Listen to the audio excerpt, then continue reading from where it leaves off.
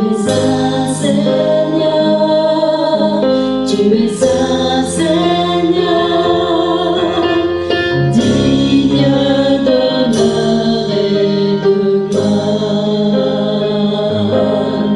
Tu es saint Seigneur, tu es saint Seigneur, digne d'honneur et de gloire. Tu es saint Seigneur, tu es saint Seigneur, digne d'honneur et de gloire.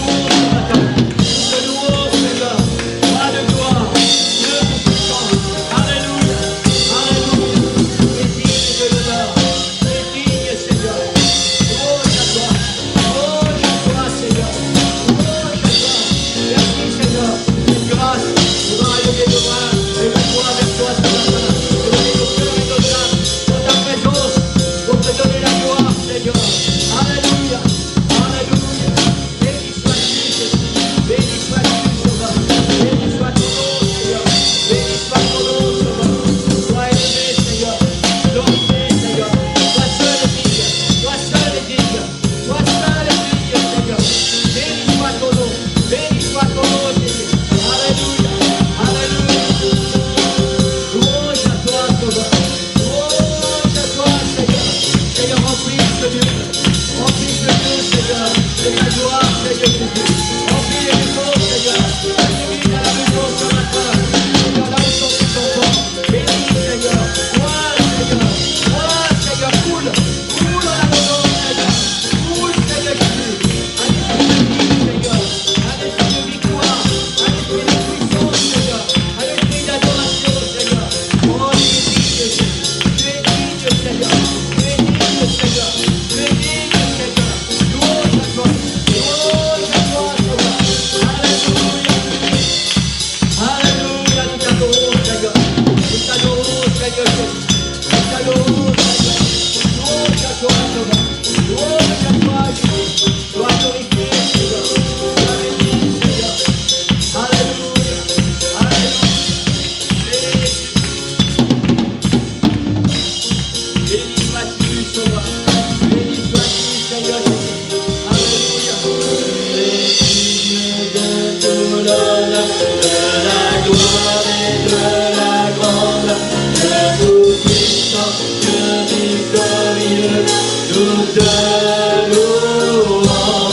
Tu es digne de tout l'honneur, de la gloire et de la grandeur, de tout puissant, Dieu victorieux, nous te louons.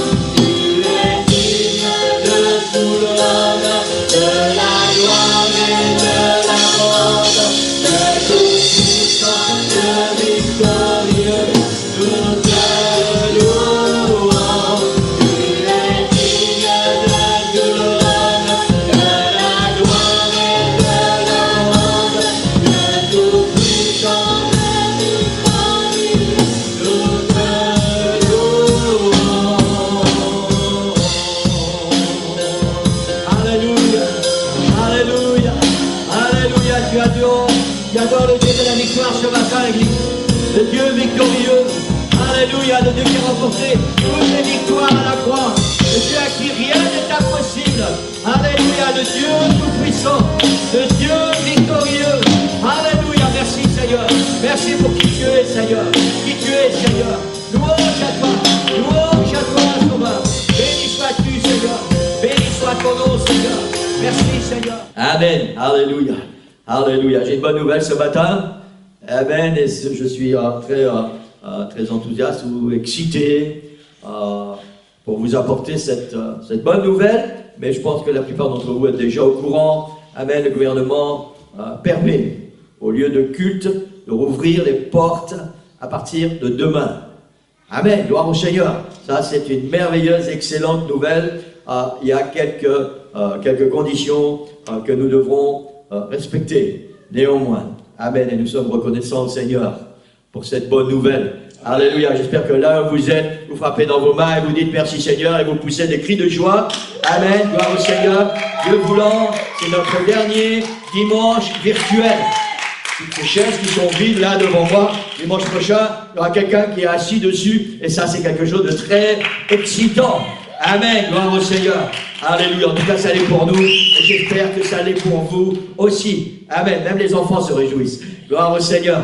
Amen, amen, on est vraiment reconnaissant au Seigneur, c'est une bénédiction pour l'Église.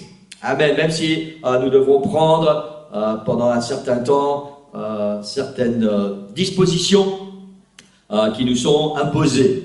Amen. Vous allez recevoir cette semaine, je vais vous envoyer un email, donc surveillez votre boîte mail avec certaines dispositions qu'il nous faudra respecter.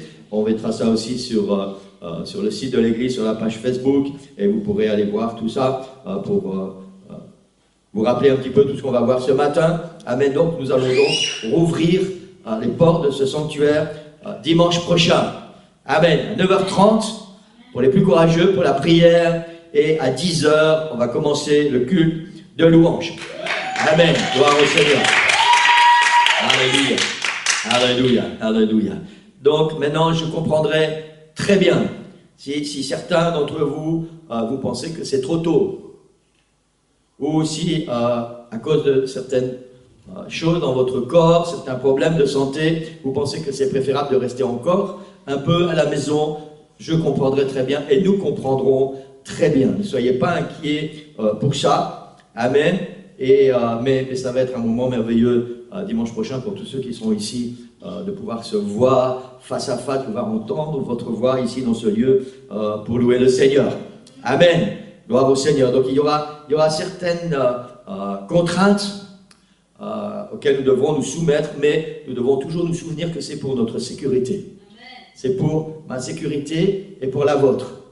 Je dois prendre soin de moi et des autres. Et c'est très important. Donc voilà, à cause de ça, nous allons faire ce que le gouvernement nous demande. Donc le premier point important, c'est que à cause de la taille de notre église, nous pourrons recevoir dans l'église que 40 personnes maximum. Donc, voilà, je vous demande instamment c'est dommage, c'est comme ça, de réserver votre place pour le culte de dimanche prochain. Amen. Vous envoyez un email, vous m'envoyez un SMS, vous le mettez sur la page Facebook, vous faites comme vous voulez, vous utilisez tous les moyens que vous possédez, mais c'est important que vous puissiez réserver votre place pour le culte de dimanche prochain. Nous ne pouvons pas recevoir plus que 40 personnes dans ce lieu. Nous avons disposé les chaises pour les familles, disposé les chaises pour les couples, disposé les chaises pour les solos, et voilà, c'est 40 personnes maximum pour respecter la loi. Gloire au Seigneur. Et je ne voudrais pas, ce serait tellement dommage que si l'église est pleine et que vous arrivez, on soit obligé de vous dire, écoute, on est désolé, tu ne peux pas entrer dans l'église parce qu'on est déjà 40. Ça serait vraiment dommage et je ne veux pas que ces choses arrivent. C'est pour ça que c'est important que vous puissiez, le plus vite possible, on dit toujours les premiers arrivés sont les mieux servis, donc le plus vite possible, réserver votre culte de dimanche prochain. Amen. Gloire au Seigneur.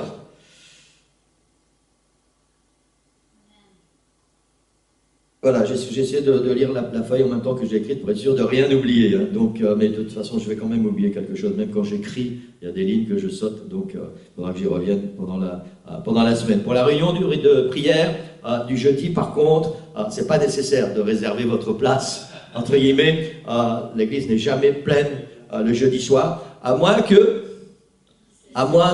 la Covid-19 ait eu un impact particulier dans votre cœur. Gloire au Seigneur. Alors vous êtes de toute façon tous les bienvenus. La réunion du jeudi reprendra le jeudi suivant, pas ce jeudi-ci, le jeudi suivant. On commence avec le culte de dimanche prochain et la semaine suivante, nous reprendrons la réunion de prière le jeudi soir et ensuite nous reprendrons les cultes le dimanche matin. Pour celles et ceux qui ne pourraient pas venir, j'ai bien dit qu'ils ne pourraient pas venir, pas ceux qui ne veulent pas venir. Amen. Si vous préférez rester dans votre lit ce matin, cette annonce ne vous concerne pas. Elle concerne les enfants de Dieu qui aiment le Seigneur avec tout leur cœur, mais qui, pour une raison ou pour une autre, ne pourront pas venir. Amen. Nous allons continuer pendant quelques semaines à diffuser la réunion en live, comme nous faisons ce matin, pour que vous puissiez vraiment en profiter. Et après, on va voir combien de temps ça va durer. On va devoir adapter certaines choses ici aussi. Et voilà. Mais soyez rassurés. Si pour des raisons de santé, par exemple, vous ne pouvez pas venir, vous aurez quand même le culte en live. Et je vous rappelle que c'est mieux le live, le direct, que d'aller revoir la réunion cet après-midi ou demain. La réunion reste la réunion, mais l'esprit est différent. Voilà, donc soyez bien attentifs pour les règles, les contraintes que nous allons devoir respecter. Donc la première chose, je viens de le dire, il faudra réserver à l'avance votre place pour le culte de dimanche et pas le dimanche matin ou le samedi soir. C'est mieux de le faire le plus tôt possible. Amen. Deuxième point, pour entrer dans l'église, il sera obligatoire. Obligatoire. C'est un mot qu'on n'aime pas, mais on va devoir se faire à ce mot. Il sera obligatoire. À l'entrée, il y aura un stand, il y aura quelqu'un qui va s'occuper de ça. Désinfection des mains à l'entrée. Obligatoire. Désinfection des téléphones, smartphones, tablettes, obligatoire.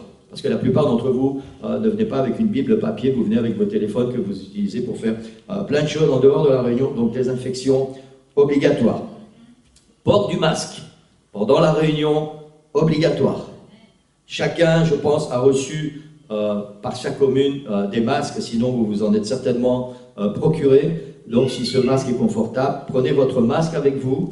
Sinon il y aura des masques que vous pourrez acheter ici à l'église qui seront à l'entrée. Ce sont des masques jetables. Autre chose qu'il faudra faire, c'est respecter la distanciation dans le sanctuaire et accepter pour quelque temps de ne pas être assis à la même place que d'habitude. Parce que nous avons dû organiser les chaises en fonction des familles, des couples et des célibataires. Pas de bisous, ni de câlins, ni d'accolades, ni serrer la main, même si vous en mourrez d'envie, il faudra attendre encore un petit peu. Amen, vous pourrez faire des bisous virtuels ou comme ça de loin, comme me fait ma petite fille quand elle est au téléphone, mais voilà, pas physiquement en tout cas. Ne pas oublier, c'est très important, ne pas oublier de se laver les mains après avoir utilisé les toilettes, éventuellement de passer par le stand et de désinfecter les mains à nouveau. Évitez au maximum de toucher les choses si ce n'est pas nécessaire. Évitez de provoquer, j'ai noté, un attroupement. Ça veut dire, dès que la réunion sera terminée, évitez tous ensemble d'aller tous très vite vers le hall d'entrée pour sortir. Prenez votre temps, tout le monde pourra sortir, la porte de toute façon s'ouvre vers l'extérieur. S'il faut, on ouvrira les deux portes. Donc prenez votre temps, il faut éviter d'être confinés les uns près des autres. Et éviter les déplacements inutiles pendant le culte. C'est aussi très important. Voilà, gloire au Seigneur. Maintenant, une autre annonce, puisque l'église va rouvrir dimanche. Ça, c'est une petite parenthèse pour Sœur Evelyne. Hier soir, avec Sœur Nicole, on a eu un grand débat sur rouvrir et réouvrir. Et j'ai gagné. C'est rouvrir. Voilà. Amen, gloire au Seigneur. C'est comme ça qu'on dit, c'est le bon français. Rouvrir. Réouvrir n'est pas français. Voilà, vendredi, je ferme la parenthèse. Ce vendredi-ci, puisque nous allons rouvrir l'église dimanche prochain, nous allons profiter pour faire un grand nettoyage de printemps. Et il nous manque encore 2 ou 3 volontaires pour venir aider, pour ne pas être trop dans l'église, mais suffisamment pour que tout le travail soit fait. On va nettoyer complètement l'église, on va tout désinfecter, on va tout passer au crible pour que tout soit propre et sain pour dimanche quand l'église va être réunie. Donc voilà, vous envoyez tout ça chez Sœur Nicole si vous voulez venir aider. On sera ici ce vendredi à partir de 9h. Et voilà, vous venez quand vous voulez, vous êtes les bienvenus, mais envoyez un SMS ou contactez Sœur Nicole par Messenger, si vous avez son Messenger, que nous puissions d'avance organiser qui sera là pour distribuer le travail et que le travail puisse être bien fait. Amen. Voilà, gloire au Seigneur, ça c'est la bonne nouvelle avec quelques contraintes en même temps dans le milieu, mais je pense qu'on va être tellement heureux de se réjouir tous ensemble. Amen. Je vais tellement être heureux quand je serai ici de pouvoir vous voir là sur les chaises. Amen. Gloire au Seigneur. Peut-être je vais rien faire pendant 10 minutes, juste vous regarder. Amen. Admirez que si vous êtes encore toujours aussi beau et aussi belle dans la présence du Seigneur. Amen. Gloire au Seigneur. Alléluia. Il y a quelqu'un dans le fond de la salle qui a fait peut-être...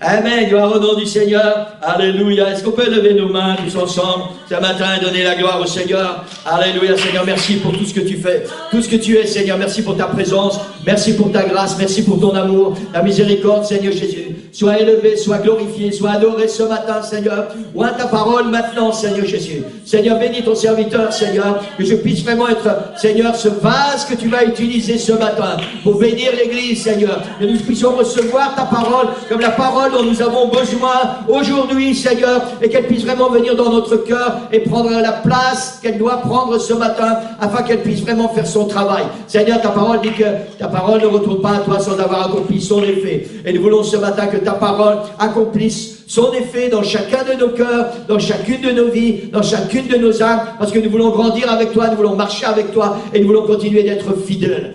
Merci pour tout ce que tu fais, Seigneur. Nous prions dans le nom de Jésus. À l'église, dit Amen. Amen. Amen. Gloire au Seigneur. Alléluia. Alléluia. Gloire au nom du Seigneur. Amen. Amen. Préparez vos Bibles, qu'elles soient à papier ou autre. Préparez vos Bibles. Gloire au Seigneur. Amen. Ces dernières semaines, 3 ou 4 dernières semaines, nous avons parlé de Pâques, de l'Ascension et de la Pentecôte. On a parlé de Pâques, ce moment historique où Jésus va donner sa vie sur la croix pour payer le prix du rachat de nos âmes, pour déchirer le voile du temple qui ouvre à nouveau le chemin vers le ciel pour chaque individu sur la terre. Et 3 jours plus tard, Jésus va ressusciter pour prendre la victoire sur la mort. On a parlé de l'ascension, ce moment incroyable où Jésus est enlevé au ciel sous les yeux de ses disciples, après leur avoir expliqué qu'il part leur préparer une place. J'ai essayé d'imaginer ce que les disciples ont pu ressentir. Nous connaissons l'histoire, nous entendons souvent parler de l'ascension de Jésus. Mais les disciples n'avaient jamais vu ça. Cette chose-là ne s'était encore jamais produite devant leurs yeux. Et voilà qu'ils sont occupés avec Jésus. Jésus leur parle et il est enlevé au ciel, là devant leurs yeux. Ça devait être quelque chose d'aussi extraordinaire que étonnant. Étonnant. Amen. Nous avons parlé de la Pentecôte.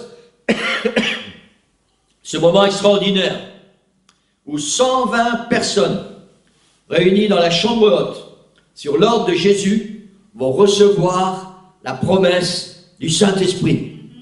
120 personnes vont être des acteurs, pas les spectateurs, vont être les acteurs de la naissance de l'Église. Et ce même jour, 3000 âmes vont être ajoutées à cette Église qui vient de naître. Amen. Gloire au Seigneur. Le titre de la prédication pour ce matin, c'est « Il n'allait plus avec lui ». Cette semaine, j'ai visionné la prédication d'un ami pasteur qui, pendant sa prédication, il posait cette question toute simple. Où sont-ils passés? Qui? Où sont-ils passés? Pendant son ministère terrestre, je parle de Jésus, des milliers de personnes suivaient Jésus régulièrement.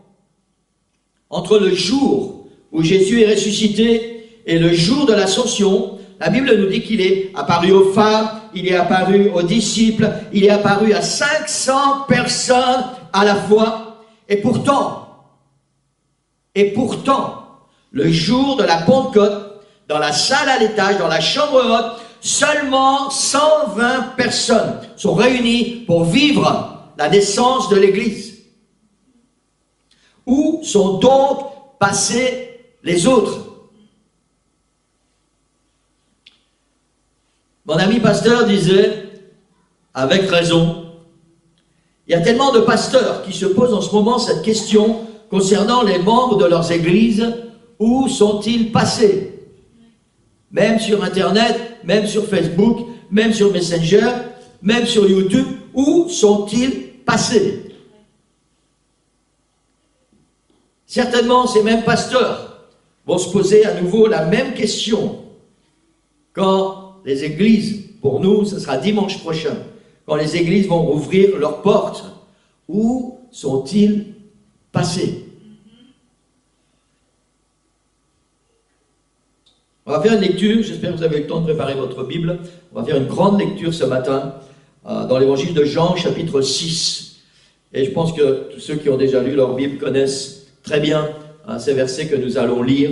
Évangile de Jean, chapitre 6, et nous allons lire du verset 48 jusqu'au verset 68. Jean, chapitre 6, verset 48 jusqu'à 68.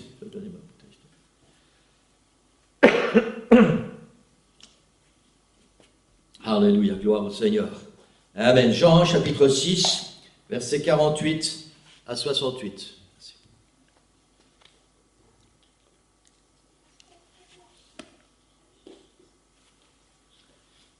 Amen. Nous lisons au nom du Seigneur Jésus.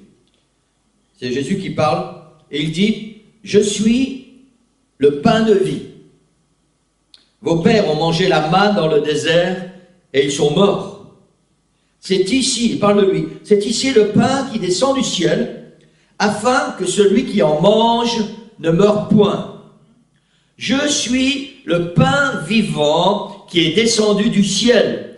Si quelqu'un mange de ce pain, il vivra éternellement, et le pain que je donnerai, c'est ma chair que je donnerai pour la vie du monde. » Là-dessus, les Juifs disputaient entre eux, disant, « Comment peut-il nous donner sa chair à manger ?» Jésus leur dit, en vérité, je vous le dis, si vous ne mangez la chair du Fils de l'homme, si vous ne buvez son sang, vous n'avez point la vie en vous-même. Celui qui mange ma chair et qui boit mon sang a la vie éternelle, et je le ressusciterai au dernier jour. Car ma chair est vraiment une nourriture, et mon sang est vraiment un breuvage. Celui qui mange ma chair et qui boit mon sang demeure en moi, et je demeure en lui. Verset 57. Comme le Père qui est vivant m'a envoyé, et que je vis par le Père, ainsi celui qui me mange vivra par moi. C'est ici le pain qui est descendu du ciel. Il n'en est pas comme de vos pères qui ont mangé la manne et qui sont morts. Celui qui mange ce pain vivra éternellement. Jésus dit ces choses dans la synagogue, enseignant à Capernaum. Plusieurs de ses disciples, après l'avoir entendu, dirent « Cette parole est dure, qui peut l'écouter » Jésus, sachant lui-même que ses disciples murmuraient à ce sujet, leur dit « Cela vous scandalise-t-il? Et si vous voyez le Fils de l'homme monter où il était auparavant ?» C'est l'Esprit qui vivifie, retenez bien ce verset, verset 63. C'est l'Esprit qui vivifie, la chair ne sert de rien. Les paroles que je vous ai dites sont esprit et vie. Mais il en est parmi vous quelques-uns qui ne croient point. Car Jésus savait dès le commencement qui étaient ceux qui ne croyaient point et qui était celui qui le livrerait. Et il ajouta, c'est pourquoi je vous ai dit que nul ne peut venir à moi si cela ne lui a été donné par le Père. Verset 66. Dès ce moment, plusieurs de ses disciples se retirèrent et ils n'allaient plus avec lui. Jésus donc dit aux 12, « Et vous, ne voulez-vous pas aussi vous en aller ?» Simon-Pierre lui répondit, « Seigneur, à qui irions-nous? Tu as les paroles de la vie éternelle. » Amen. Gloire au Seigneur. Merci Seigneur pour ta parole. Alléluia, alléluia. Aide-nous Seigneur à comprendre ta parole ce matin. Amen. Si nous lisons le début du chapitre 6, au verset 2, il est écrit qu'une grande foule suivait Jésus parce qu'elle voyait les miracles qu'il opérait sur les malades. Une grande foule suivait Jésus à cause des miracles que Jésus faisait et des malades qu'il guérissait. Jésus prenait soin du corps de tous ces gens, il guérissait tous les malades et il enseignait en ce qui concerne le royaume de Dieu. Au verset 5, nous pouvons lire ceci toujours dans le chapitre 6, « Ayant levé les yeux et voyant qu'une grande foule venait à lui, Jésus dit à Philippe, « Où achèterons-nous des pains pour que ces gens aient à manger ?» Une grande foule qui vient à Jésus parce qu'elle voit tous les miracles que Jésus fait et Jésus va encore devoir faire un grand miracle. Il va devoir nourrir cette foule. Et il est intéressant de nous souvenir du contexte des paroles de Jésus. Cet événement a lieu à Capernaum et la Bible nous dit dans Jean 6 au verset 4, la Pâque était proche, la fête des Juifs. La Pâque était proche. Et c'est dans ce contexte que Jésus parle du pain de vie, qu'il dit « Je suis le pain de vie. Celui qui mange ma chair et boit mon sang aura la vie éternelle. » Il y a ce contexte tout proche de la Pâque qui arrive. Les Juifs allaient bientôt participer à cette grande fête. Ils allaient bientôt manger de cet agneau pascal. Cet agneau que leurs ancêtres ont mangé pendant la nuit qui a précédé leur départ, leur fuite d'Égypte, leur départ pour la liberté, leur sortie de l'esclavage. Dans ce contexte, les Juifs étaient très attentifs à ce que Jésus était en train de leur dire. Parce que la Pâque était proche. Souvenons-nous, lorsque Jean-Baptiste a présenté Jésus à ceux qui étaient près de lui au Jourdain, Jean-Baptiste a dit de Jésus, « Voici l'agneau de Dieu, voici l'agneau de Dieu qui ôte le péché du monde. » Nous avons lu au verset 46, Jésus dit, « Je suis le pain de vie. Celui qui mange ma chair et qui boit mon sang a la vie éternelle, et je le ressusciterai au dernier jour. Car ma chair est vraiment une nourriture, et mon sang est vraiment un breuvage. Celui qui mange ma chair, qui boit mon sang, demeure en moi, et je demeure en lui. Comme le Père qui est vivant m'a envoyé, et que je vis par le Père, ainsi celui qui me mange vivra par moi. » C'est les versets que nous avons lus tout à l'heure. Et Jésus continue, il dit, c'est ici, le pain qui est descendu du ciel. Il n'en est pas comme de vos pères qui ont mangé la manne et qui sont morts. Celui qui mange ce pain, Jésus parle de lui-même, celui qui mange ce pain vivra éternellement. Ceux qui sont autour de Jésus, et les disciples aussi, ne comprennent rien du tout de ce que Jésus est en train de leur dire. Et nous pouvons comprendre. Jésus est en train de leur dire, ils vont devoir manger sa chair et boire son sang. Ben, c'est pas possible. Comment Jésus peut-il leur donner sa chair à manger et son sang, à boire? Comment un juif peut-il entendre ces paroles de la part de celui qui se dit fils de Dieu, alors que la loi, justement, par rapport au sang, dit que tu ne peux pas consommer le sang. Tu ne peux pas manger un être humain. Et Jésus est en train de leur dire, vous allez devoir manger mon corps et boire mon sang. Et nous pouvons très bien comprendre que tous ces gens qui étaient là autour étaient complètement bouleversés dans leur raisonnement.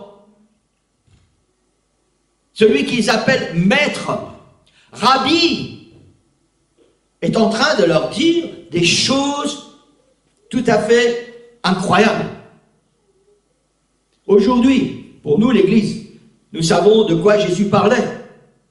Mais je suis certain que si nous avions été à la place de tous ces gens, certainement nous aurions réagi de la même façon. Comment Jésus de Nazareth peut-il dire, vous allez devoir me manger et boire mon sang?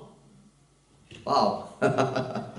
Amen. Et c'est pour cette raison que Jésus va expliquer au verset 63. Il dit, c'est l'esprit qui vivifie, car la chair ne sert de rien. Les paroles que je vous ai dites sont esprit et vie. Et pourtant, malgré les explications de Jésus, au verset 70, il nous est dit que dès ce moment, plusieurs de ses disciples se retirèrent et ils n'allaient plus avec lui. Plusieurs de ses disciples se retirèrent et ils n'allaient plus avec lui. Et pourtant, Jésus vient de leur dire, les paroles que je vous ai dites sont esprit et vie. La réalité est celle-ci. Tant que Jésus donne, tant que Jésus guérit, tant qu'il multiplie les pains et les poissons, les gens le suivent. Et c'est ce que Jésus vient de faire. Avec 5 pains, 2 poissons, il vient de nourrir 5000 personnes. Et c'est pour ça que les gens suivent Jésus. Et maintenant, Jésus est en train de leur expliquer qu'il y a autre chose que les besoins de la chair, que les besoins naturels, qu'il y a quelque chose de plus important que la guérison du corps, quelque chose de plus important que les pains et les poissons. Il y a le royaume de Dieu, et pour y entrer, il faut passer par Jésus. Il faut manger Jésus, et il faut boire Jésus. Ces paroles sont esprit et vie. C'est symbolique.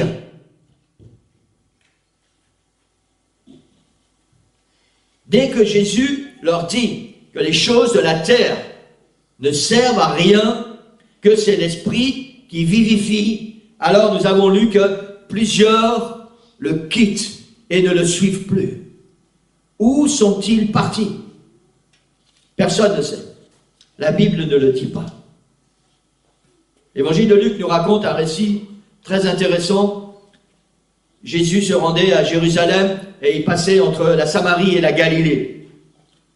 Et comme il entrait dans un village, il se trouvait là 10 lépreux qui vinrent à la rencontre de Jésus. Ils se sont tenus à distance et ils ont élevé la voix et ils ont crié à Jésus en disant « Maître, Jésus, aie pitié de nous !» La Bible dit que dès que Jésus les a vus, il leur dit « Allez vous montrer au sacrificateur ». Et pendant qu'ils y allaient, il arriva que les 10 furent guéris. Waouh! L'un d'eux, la Bible dit, l'un d'eux, se voyant guéri, revint sur ses pas, glorifiant Dieu à haute voix. Il tomba sur sa face aux pieds de Jésus et lui rendit grâce. C'était un Samaritain. Jésus, prenant la parole, dit, les 10 n'ont-ils pas été guéris? Et il pose cette question, les 9 autres, où sont-ils? Les 9 autres, où sont-ils? Notez que les 10 lépreux viennent ensemble voir Jésus. Ils sont tous les 10 dans la même situation. Ils ont besoin tous les 10 que Jésus les guérisse et ils sont guéris tous les 10. Et pourtant, un seul revient vers Jésus et lui donne la gloire. Ses yeux, cet aveugle, ce seul aveugle qui est revenu, ses yeux ne sont plus dirigés vers ses besoins physiques, mais maintenant ils sont dirigés vers Jésus. Il revient vers Jésus et il donne la gloire à Jésus. Et Jésus de poser cette question, les 9 autres, où sont-ils? Un jour que Jésus reprenait son chemin, après avoir béni les enfants, vous savez cet épisode où Jésus prenait les enfants sur ses genoux, il les bénissait, et les disciples disaient, non, non, laissez Jésus tranquille. Et Jésus dit, laissez venir à moi les enfants, dans le royaume des cieux, et pour ceux qui leur ressemblent. Juste après que Jésus ait accompli ces choses, un homme accourt et se jette à genoux devant lui. La Bible dit dans un autre évangile que c'était un chef. Et il lui dit, bon maître, que dois-je faire pour hériter la vie éternelle? Il était intéressé par le royaume de Dieu. Jésus lui dit, tu connais les commandements. Tu ne commettras point d'adultère, tu ne tueras point, tu ne déroberas point, tu ne diras point de faux témoignages, tu ne feras de tort à personne, honore ton père et ta mère. Cet homme lui répondit, maître, j'ai observé toutes ces choses depuis ma jeunesse.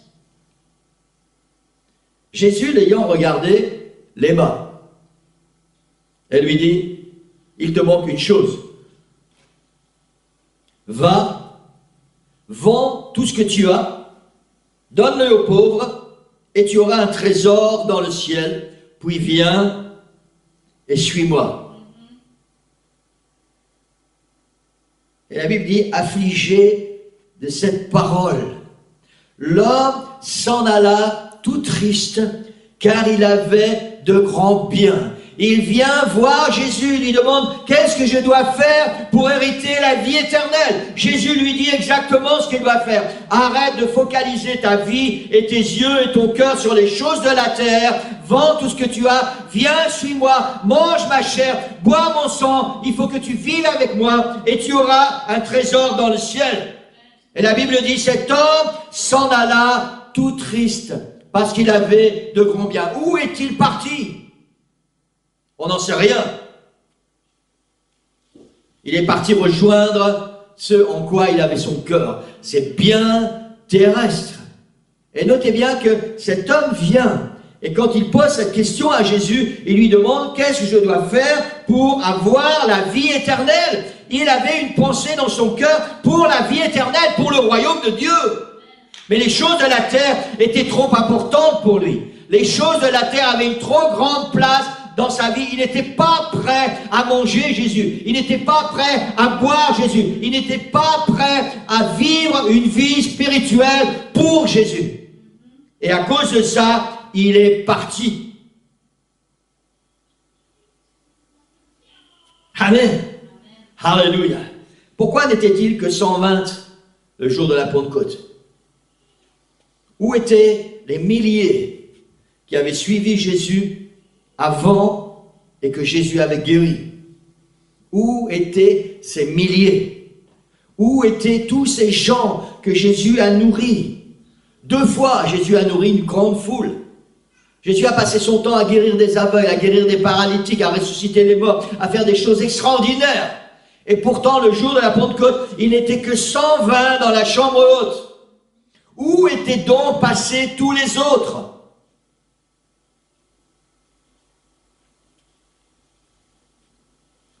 Peut-être que certains étaient dans le temple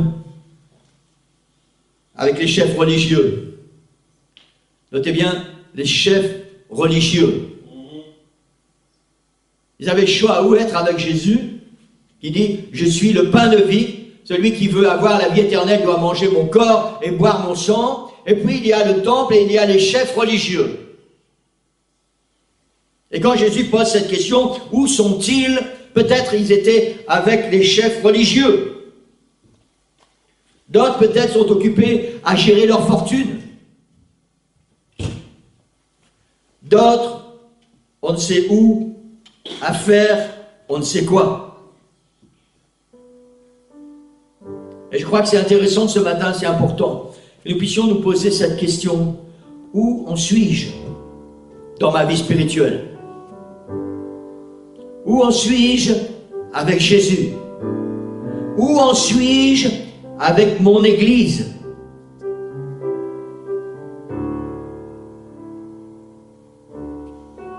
Jésus a dit à ses disciples et à toute cette foule qui était là, si vous ne mangez la chair du Fils de l'homme, si vous ne buvez son sang, vous n'avez pas la vie en vous-même. Vous n'avez pas la vie en vous-même.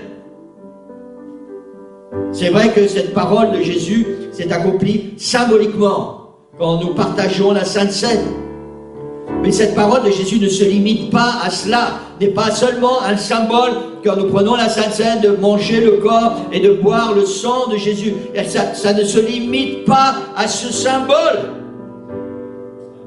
Dans l'évangile de Jean, chapitre 14, versets 17 et 18, Jésus avait fait cette promesse à ses disciples en parlant du Saint-Esprit.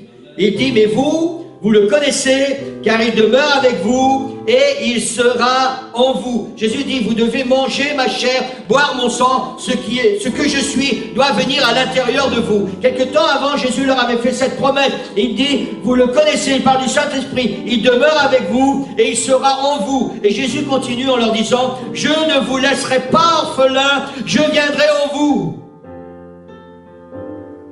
Cette promesse s'est accomplie littéralement le jour de la Pentecôte sur les 120 personnes qui étaient présentes dans la chambre haute. Le jour de la naissance de l'Église. Souvenez-vous de ce que Jésus a dit. C'est l'Esprit qui vivifie, la chair ne sert de rien. Les paroles que je vous ai dites sont esprit et vie.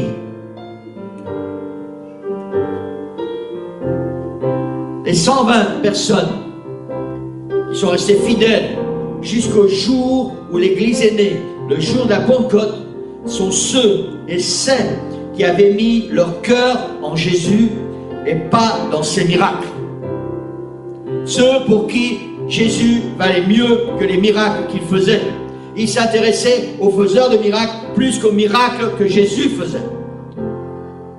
C'est Jésus qui avait de l'importance dans leur cœur. Et c'est pour ça qu'ils étaient là, dans cette chambre haute, ce jour-là, 120 personnes réunies.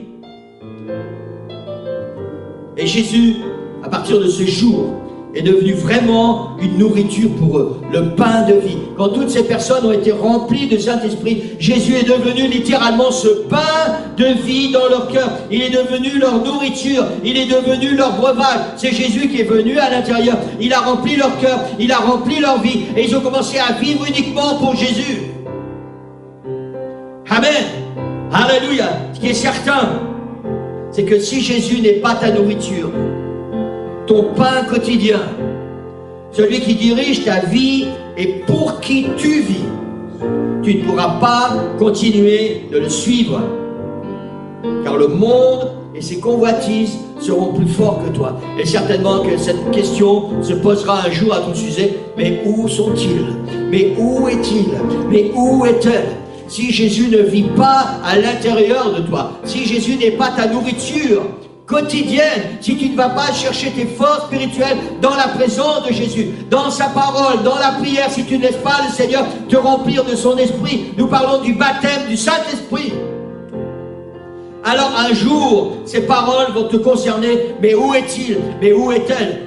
Alléluia. Ils étaient seulement 120 le jour de la Pentecôte dans la chambre haute. Mais ces 120 étaient là pour recevoir la promesse. Ils ont attendu la promesse. Ils ont été fidèles. Ils ont voulu que la parole de Jésus puisse s'accomplir dans leur vie. Et elle s'est accomplie. Et Jésus est devenu le pain de vie, littéralement pour eux.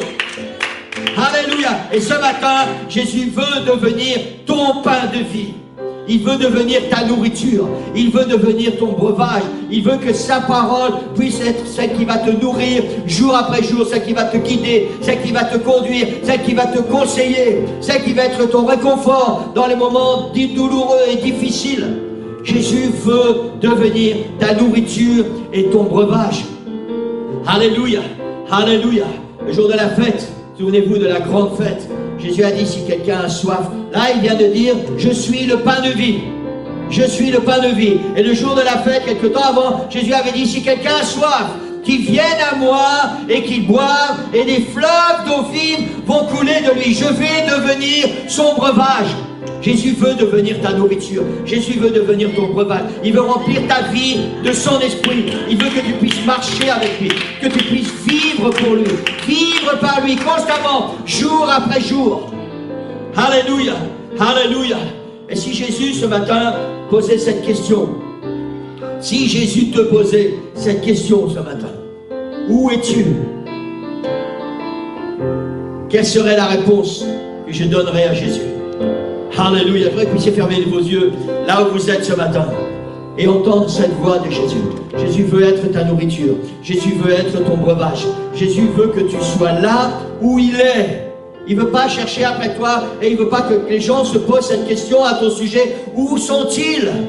Que sont-ils devenus? Jésus veut que tu sois près de lui. Il veut que tu sois présent dans cette chambre haute, là où Jésus accomplit sa parole, là où Jésus accomplit ses promesses, là où il déverse sa puissance, là où il déverse son esprit. Jésus veut que tu sois présent dans ton église locale, là où il t'a appelé pour te bénir, pour te fortifier, pour t'encourager, pour t'enseigner, pour te guider et pour t'aider à marcher dans ses voies et accomplir le ministère qu'il a préparé pour ta vie.